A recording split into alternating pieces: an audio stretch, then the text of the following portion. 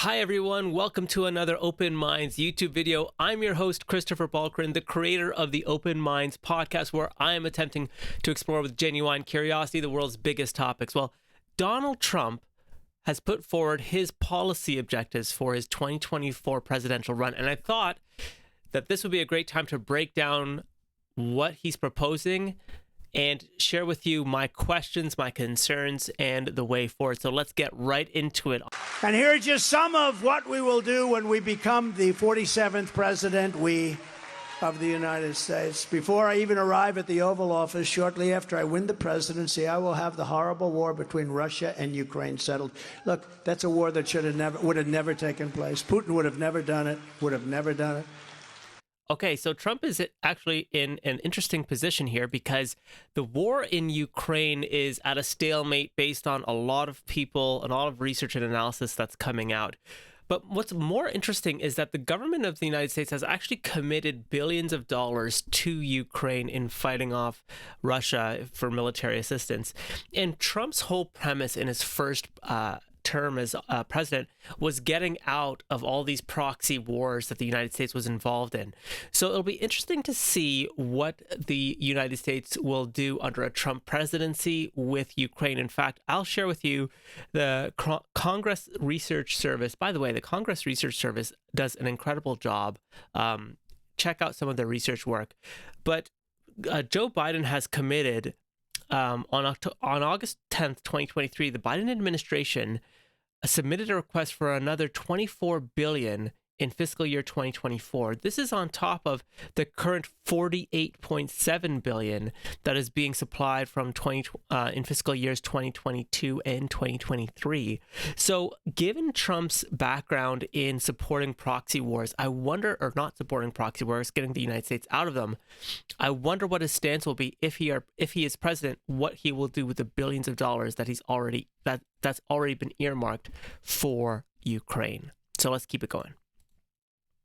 It'll be done very quickly. The United States must also build a state-of-the-art missile defense shield. Look, we got to have a missile defense shield. We got all these maniacs in all these countries, not only countries, big countries where you can talk and, they have a lot to lose also, but you have people getting nuclear missiles. I wanted to stop that. We had it stopped with Iran. We have to have a shield. I want to build a shield around our country, and these shields work. Frankly, if Israel didn't have a shield, you wouldn't have Israel today. They stop thousands of rockets a week. But we have to build a much more sophisticated shield, and it's going to be made right here in the USA, so it's not all bad. And a lot of it's going to be made in New Hampshire. A lot of it's made in New Hampshire. I love that. It's like a cheap pop from like wrestling or something, always talk about the home crowd. So Trump, in his missile defense program that he had in his first time as president, 2016 to 2020, a lot of research is coming out not knowing how effective it is. Also, here's a question, and maybe I'm naive, but I don't know how big a threat other countries are at engaging in a war with the United States by sending missiles towards the United States homeland. Maybe I'm completely naive about that. But I also know that Trump, as well as other presidential candidates, will make it seem as if the world is ending and that they themselves should be elected because they are the protector of the country. And so Trump, in some of his documents, have said, Iran poses a threat, North Korea, they pose a threat, and China will launch these big missile attacks towards the United States. Again, I don't know how real and relevant they are. And certainly I don't think the United States is geographically located. Well, they're not geographically located in the same area that Israel is, where they have literally enemies to the south and to the north. The United States is in this very, very protected geographic location, protected by two major oceans, as well as a very friendly neighbor to the north, Canadians like myself. And I don't think the threat is really there. But again, maybe I'm completely naive to that. You're going to have a nice big shield. And for years, American taxpayers have bankrolled space-age missile defense system to protect foreign nations. We do these incredible things, and we give it to foreign nations. We have very little ammunition now. How about Biden a couple of months ago says, we have a problem. We have very little ammunition. Can you imagine? Let's assume that's true. It is true. But who would say that? You don't say that. Ladies and gentlemen, we have communist China and we have Russia that hate us. I want to say right now we have very little ammunition. He actually said we have very little. Even if it's true, number one, we shouldn't have been in that position. But we have given so much ammunition to other countries, and particularly Ukraine. We don't have any ammunition. These people, well, it's like the guy I told you about. I think Trump, again, he just uses this rhetoric. It just gets the crowd going. He knows what he's doing. He's a salesperson, and he's going to basically make it seem as if everything Biden is doing is running the country into World War III, into a brick wall, and he has to save it. Now, I'm not justifying anything that Biden has and has not done, but we always have to remember that when we're dealing with politicians of any stripe, they're salespeople. They want you to believe the other side is absolutely terrible, and they're immoral, inhumane, and they are the only moral and humane actor. Well, you'll be making a lot of our ammunition. We had so much ammunition, we were blowing it into warehouses. We were taking warehouses all over the country, storing our ammunition. We had so much ammunition, and now we have very little, just like in the strategic reserves. We have very little gas. Under my leadership, we will once again protect our own people with our own missile defense system capable of blasting China, Russia, Iranian missiles out of the sky. And we will, in addition, have offensive weapons that will be second to none. We'll have the greatest weaponry. We have the best people. It's interesting when Trump talks about weaponry, because I don't think that there's a single country in the world that will actually get into an arms race with the United States. So it's kind of falling on deaf ears. There's no country in the world that could ever compete with the United States military might, and also their spending per capita, I believe, is like head and shoulders above basically every other country combined in the world or something like that. So it's not about the use of the newest and latest tech. The reality is the biggest threats to the United States actually come from smaller splinter cell groups that seek to undermine stability in regions. Stanley McChrystal wrote about this in Team of Teams, which is a wonderful book. Maybe I'll leave a link below for that. But he talked about being a general going out to fight Al-Qaeda. And Al-Qaeda, the reason why Al-Qaeda was so successful and everywhere it seemed at defending off the United States is because it was a network of cells of different entities. So if you killed a leader in one area, it didn't mean that you were killing off everyone in Al-Qaeda. So often the threat to the United States isn't from another country with military might. It's actually from small splinter cell groups that can effectively undermine stability in an entire region. Is not using conventional war. Russia stole we call them the super dupers, right? They go super fast. They stole that during the Obama administration. They stole the plans. It was all very highly classified. They stole the plans and they built it. Americans deserve an Iron Dome, and that's what we're going to have. We're going to have an Iron Dome around our country. And we'll save a fortune, because a lot of countries that we protect, number one, they can't stand us. Number two, they don't deserve protection. The money we waste is incredible. I will end Joe Biden's inflation disaster, and we will quickly rebuild the greatest economy in the history of the world. Very quickly. It's going to go. Okay, so when it comes to inflation, we are at again, everyone's so different about this, and I'm certainly not a financial analyst, but I will say that the tea tree leaves, or whatever you'd like to say, analogy, I do think that we're at the tail end of, high interest rates, high inflation. And the reason I say that is because if this continues, it'll do more damage to the economy. I think more state leaders and economists are starting to see that. And also, there are talks that like a lot of what government did and the interventions they did proved to be ineffective, right? So like here in Canada, we raised interest rates a lot.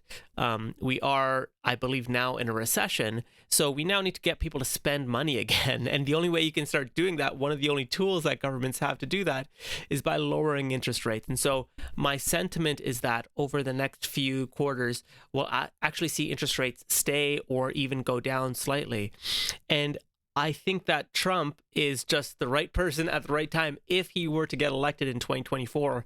If any president's to get elected in 2024, I think that they will benefit from a much healthier economy than what Joe Biden has gone through. And again, I'm not trying to justify anything Joe Biden did, but I do think that when presidential hopefuls say that because of them, the economy will be better, well, is it because of you, or is it just because of time and how our economy is evolving?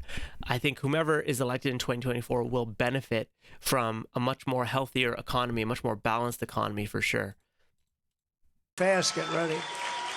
And unlike the sanctimonious who voted to gut Medicare and Social Security and voted 3 times to raise the retirement age to 70, I will always protect Medicare and Social Security for our great seniors. We're not going to be raising ages.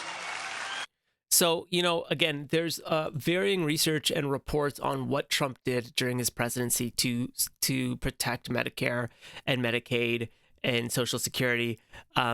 Some have said that his executive orders were super vague and they weren't detailed in terms of what they were trying to protect. So I think, again, these are talking points. Again, the theory sounds good: protect Medicare, protect Social Security for the elderly, but the practice will be really important.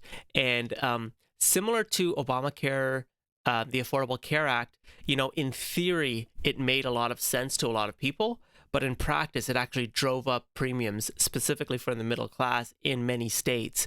And that was just a reality of more and more Americans becoming insured. It's that the middle class just gets squeezed in that moment. So it'll be interesting to see if Trump gets a full term or 2 terms, what he'll do with Medicare and Social Security. But it's just not clear whether or not what he did in his first term was in fact effective. Like you. We have so many other things we can do, like, as an example, utilize what's under our feet, liquid gold. We're going to make so much money with our liquid gold. We were all set, and we were starting to do it. We were energy independent. Within 6 months, we were going to be energy dominant all over the world. And this. So many presidents will tell you that they want the country to be energy independent, but the reality is that the United States just isn't, and I don't think that they will be in our lifetime. So here's an example. This is from the EIA, which is the Energy Information Administration. Interestingly enough, while exports were the highest on record in 2022, the United States total energy imports increased in 2022, specifically from crude oil imports. And so the United States continues to remain a net crude oil importer. Now, again, I'm not a crude oil expert, but the limited research that I have seen is that to be completely energy independent would take decades of consistent investments. And I would also say that, a lot of this has to do with where the economy is going. I think it's a good idea, I guess, if you are a nationalist in the United States, for this to happen. But at the end of the day, I do think that this will take a very long time. If you look, U.S. net imports by major source, everything's going down, which again, if you are someone who believes that energy independence is a good thing, that's generally good. But it's not going down dramatically, right? So we see that crude oil is still very much higher than petroleum, natural gas, and coal. Coal, I mean, the United States produces so much coal, but it's the crude oil that really is the big one. And to be honest, the demand for crude oil and oil-based products is just going to keep going up. So personally, I'm very skeptical about the United States ever becoming energy independent, but that's just me and my own opinion. All right, let's get back to it. I stopped it. On day 1, I will repeal Joe Biden's insane electric vehicle mandate. Everybody has to have an electric car. Yeah, Joe Biden has done some things when it comes to electric vehicles that I think more people should be aware of. I've done podcasts on this. My general sense is, okay, so Joe Biden has put forward, taxes on automakers if they're not making electric vehicles inside the United States. But more than that, the push towards electric, I'm just not in agreement with it because there's just not enough infrastructure yet here in Canada and in parts of the United States where having an electric vehicle is as similar as owning an internal combustion engine. the price is generally higher. In some cases, it's $5,000 to $10,000 or more for a comparable combustion engine vehicle. But beyond that, the utility factor is huge for me. The average Canadian uses one vehicle to do everything from dropping the kids to soccer to going up to the cottage. If you don't have a Tesla, and even if you do, there's very limited charging places here in Canada. And, there's other YouTubers like the Straight Pipes here in Canada that have done deep dives on charging infrastructure. So it's odd to me that politicians are pushing electric without the infrastructure. It's like pushing gas cars without many pumps to pump up gas. I think a much more slower, gradual process is important, and let consumers make their decisions. Ultimately, consumers should be making their decisions, and it shouldn't be forced by government. I think anytime governments force a consumer decision, it's just never a good thing. So I actually am in agreement with Trump here on Biden's electric vehicle policy. Under a Trump administration, gasoline-powered engines will be allowed, but child sexual mutilation will be banned. Can you imagine having to say that? No, can you imagine having to say it? Can you imagine 15 years ago if you had a politician? Can you believe I'm a politician? I got to say I'm a politician. He's a politician. But can you imagine you had somebody up here running for office and you said, we're going to ban child sexual mutilation. Yes! People would say, is this guy crazy? Of course so. Or we're going to give parental rights back in our schools. Who would think they've taken it away? They're arresting parents. They're arresting parents. So I think that, again, this speaks to the rise in gender dysphoria diagnoses that's happening throughout the world, throughout the G7 for sure. That's been well researched. I think that this points to a bigger issue of children being more inclined to pursue gender dysphoria diagnoses, if that makes sense. I know that's a loaded statement, but here's something to chew on a little bit. 75% of Gen Z, the generation underneath millennials, identify as heterosexual.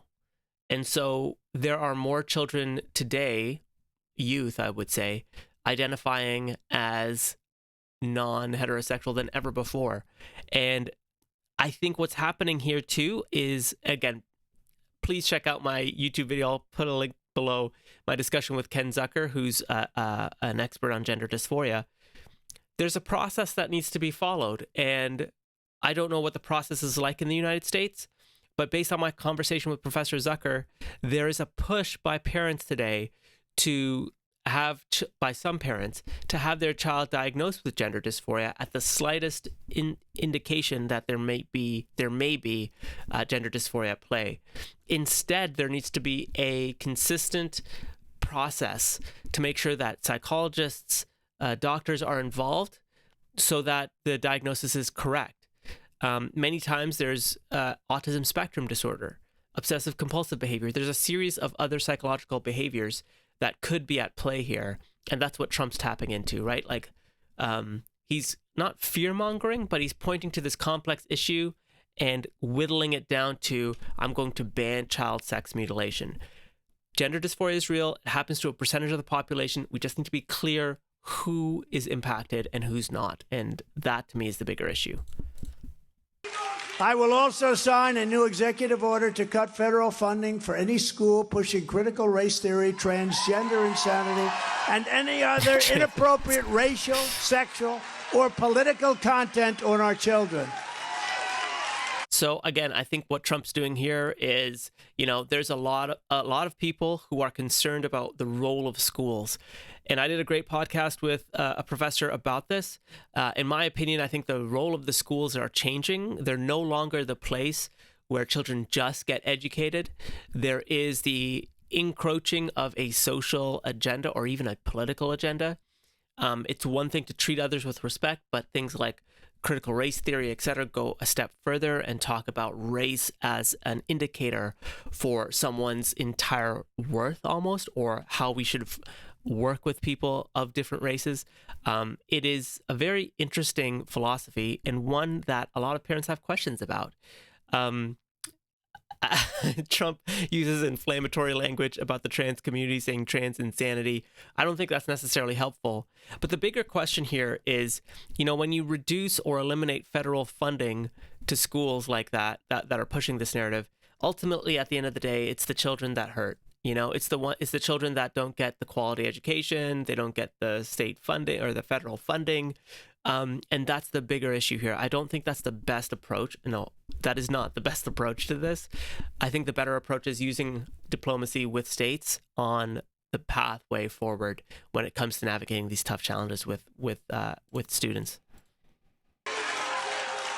And I will not give one penny to any school that has a vaccine mandate or a mask mandate.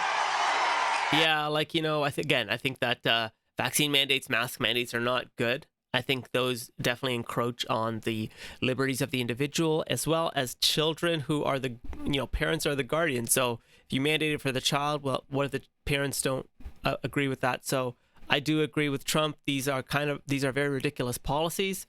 But again, withholding federal funding on the basis of that, I don't think is the best use. No, it is not the best use of the office of the president. Oops. And I will keep men out of women's sports. Is that okay? Crazy. You ever see some of the records that are being broken? Records that were good for 18 years, and now they're being obliterated. Yeah, weightlifter. He says, dude. What was that movement? But can you imagine weightlifting records being broken by 150 pounds? They'd put an ounce on each side, 1 ounce. They'd put another ounce on the other side. They'd try. They couldn't do it. A guy comes along. Have you lifted before? No, not really. Bing. It's terrible. The swimming. Look at the swimming records, right? The swimming records are being shattered. And it's very demeaning to women what's taking place here, Blake. And people are afraid to talk about it. Even like the swimmers on the swimming team I was watching, I'd rather not. They're afraid to talk about it. This is like fascism. This is... Trump is such a salesperson. Okay, so definitely this is a big issue. So as countries in the G7 start fully recognizing the rights of the LGBTQ community, this massive quagmire happens in sport, right? So if somebody is non-binary and is a really good athlete, where do they land in sport? And how are they and who are they competing against? I think Trump, as well as some other political commentators, Piers Morgan, etc., they've almost made a living off, taking the extremes, right? The idea that, LeBron James is going to transition to a woman and just crush the WNBA and win all the titles. It's like, yeah, that's not going to happen. Or if it is happening, yeah, I think that's pretty wild. But the bigger question is, if someone does transition from a man to a woman, they already have heightened levels of testosterone. The international sporting community will have to figure out how they're going to navigate that. As well, how they're going to navigate that at international sporting events where other countries do not recognize other gender identities and sexual orientations. I can see this causing massive rifts with other countries. So if you are non-binary, where do you land? I think regardless of what Trump thinks, this is a policy and an issue that the international sport community will have to wrestle with over the coming decades. So taking a stance and making it so inflammatory is disingenuous to the bigger policy issue of what do we, as the international sporting community, do with non-binary athletes that want to compete and are very good at their sport? How are they captured in international events? Crazy. They're afraid to talk about it. But we'll get rid of men in women's sports. That's not happening. Just as I did for 4 years, I will fully uphold our Second Amendment, and we will restore free speech in America. Free speech. Okay, I actually, as a podcaster, as a YouTuber, I totally hear what Trump is saying on this, because I definitely feel like there's a lot of clamps happening on free speech. And I think that's a really important topic that should be discussed more. We see this on university campuses, college campuses, the unwillingness or the inability to dive into controversial topics. If you can't do that at a university, where can you? And I see that today with the Israel-Hamas war. It's like there are certain questions that people just feel very uncomfortable asking, and anything we can do to further along the protection of free speech, the protection of that within our public squares, I stand to benefit from that. So totally support any politician that supports the protections of free speech.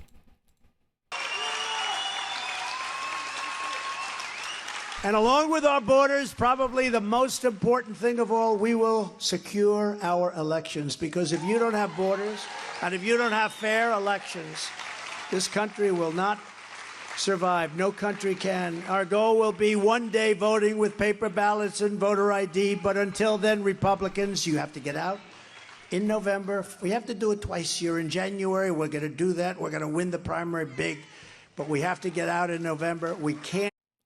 So this has been something that Trump has argued, from the time he was found to lose to Joe Biden, that the election campaign, the election process is somehow flawed.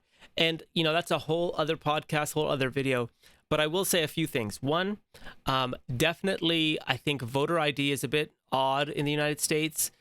You need ID to register as a voter, but not every state requires ID to actually vote. And I'm not too sure why that is. I think it's because some states think that they will increase the amount of voters if they don't require voter ID at polling stations. Here in Canada, you do need to show voter ID every time you vote for any type of election, municipal, provincial, or federal. So it's a bit odd. So I agree with Trump there. Voter ID should just be a thing that you show when you go vote. And the mail-in ballots thing is a whole other thing. But let's just remember, no matter where you are, Democrat or Republican, both Democrats and Republicans have challenged the electoral process. In 2016, when Trump won, remember, it was Hillary Clinton who said Russia and North Korea, somehow influenced people on social media to vote for Trump, right? So both sides think that there is some type of rigging happening, some type of corruption happening. And this is just another speaking point for Trump. It's nothing new that he's said before. Let them cheat.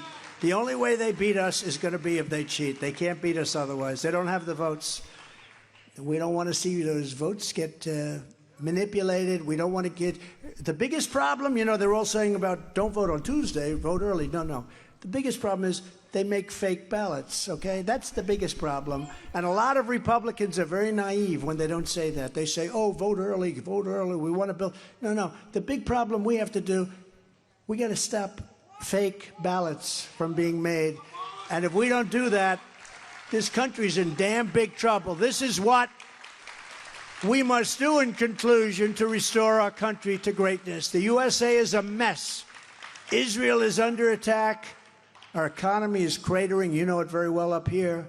Inflation is out of control. China, Russia, Iran, North Korea have formed together as a menacing and very destructive coalition. Our currency is crashing and will... So again, this kind of furthers the idea that somehow the United States is going to just die. It'll just get swept away by the currents of the world, and Trump is the savior. And Trump is no different than Joe Biden, who's probably going out there telling everyone the opposite, that he's done this great job and Trump will ruin the country. But no matter who you listen to, they're all telling you the same thing, which is the world is about to end. And the only way the world won't end is if you elect me as president. So just remind yourself of that when you're listening to presidential hopefuls, candidates, etc., talk about the current state of affairs. This unholy triad of different countries, this axis of evil. Will North Korea? Here's an honest question, right? Do you honestly think North Korea will launch a missile to attack the United States? They would be decimated and destroyed overnight if that were to ever happen. Is that a real threat? Is Russia really going to engage in a nuclear war with the United States? I mean, things would have to descend very quickly, very rapidly for that to happen. And I just think that those are very again, doomsday ideas that are meant to just rally your votes, get you fearful, and elect a president that will, quote unquote, protect you. Soon no longer be the world standard, which will be the greatest defeat of our nation in over 200 years if we lose our currency. And that's happening the way it's going right now with all this money that's being printed and horribly just handed to everybody for Green New Deal. Green New Deal is going to put you out of business. Just ask Germany, ask other countries that have gone a little bit that way. They're all building coal plants now because they were dying. They were going to die. It won't happen with me, not even a... So Trump actually has a point here. So some countries in Europe have fully embraced the green transition towards whatever green tech, whether that's wind and solar, etc. The problem is that wind and solar don't really add too much to the grid in terms of energy. And the cost, I mean, yes, it's coming down, but it's still a small percentage of overall demand. And, Vaclav Smil has written a lot about this, but let's just put it like this. Demand for energy will grow, will continue to grow. And to meet that demand that is potentially exponentially growing with the migration of people, etc., wind and solar simply won't be able to keep up, which is why countries like Germany are finding out that they actually do need coal. Coal is, readily available and easy to add energy to the power grid almost instantly, or at least much more expediently. Plus, we have the benefit of, decades of perfecting the technology to get the most out of coal. We don't have that yet with wind. We don't have that yet with solar. And so we just have to remind ourselves consistently about, it's good to think about, long-term wind, solar, renewable energy. Of course, that's great to think about. But we have to remember that there are trade-offs with that as well. And until we can minimize those trade-offs, or until those technologies can kind of match what we're getting from coal, natural gas, nuclear. I don't know why people don't talk about nuclear more. We really shouldn't be going all in on these technologies that are sadly still what I would consider emerging technologies, because we haven't perfected the craft yet from getting the energy from them. Chance, just like Russia would never have invaded Ukraine, and China would not be even having a thought about raiding Taiwan. They were never talking about it. Russia was never talking about it. People say, well, how do we know? Because for 4 years it wasn't happening, and it never would have happened with Putin, or it wouldn't have happened. President Xi would have never done it. Kim Jong-un of North Korea has tremendous nuclear capability. Everybody felt safe when I was president. I got along with him. You see, there's that language again, right? Like safety, security, the idea that you need to feel safe if you elect Trump. Again, this is nothing new. This is something that we've seen from other presidents, but just remember to keep your ears kind of percolated when presidential hopefuls start talking like this, because again, they're painting the world like it's going to end without them in leadership. You would have had a nuclear war if crooked Hillary was there. There you go. You would have had a nuclear war, the likes of which you've never seen. And by the way, he's getting very anxious again. He thinks Biden is a total, I won't tell you the word he used, but a very bad word. And you better be careful. And we would have left Afghanistan with dignity and strength instead of the... Okay, I think and so I agree with him on Afghanistan. That pullout was terrible. But generally, that's Trump. I mean, he goes on for a few more minutes about, protection and safety and security. So that's Trump's kind of policies in a nutshell. Very much continuing down the push of ending wars abroad, bolstering the United States national defense, protecting Medicare and Social Security, and taking very political stances on social issues of trans issues, electric vehicles, critical race theory, etc. So you can see when you think of Trump's policies, it's really anchored around protection. And then outside of that, there are those other issues of social security and social issues that he's just appealing to his base. So it's interesting to see.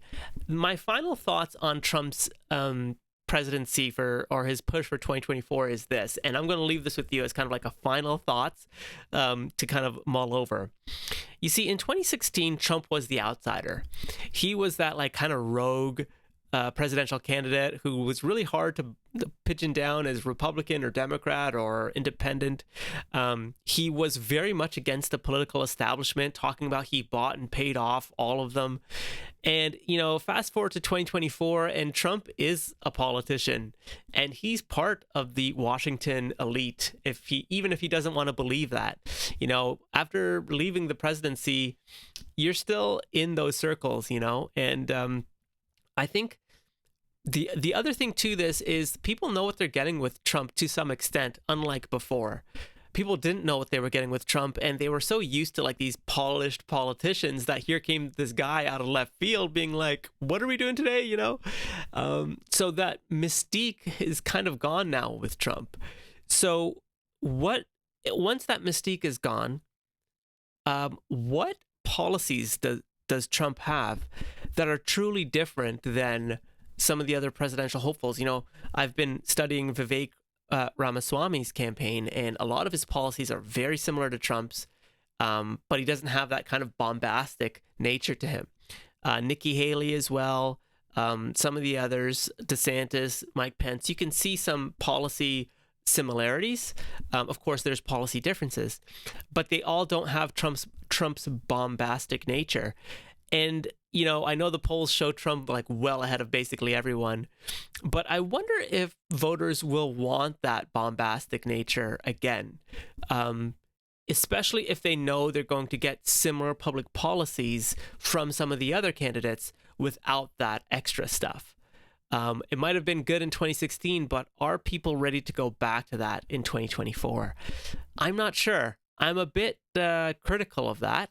I think people, with the economy, with housing, with interest rates, with everything going on, people are probably just looking for stability. They don't have the time nor the energy to really put towards a politician just going off the rails at some other politician or other country. But those are my thoughts. Let me know what you think about Trump's president's policies for his 2024 re-election campaign.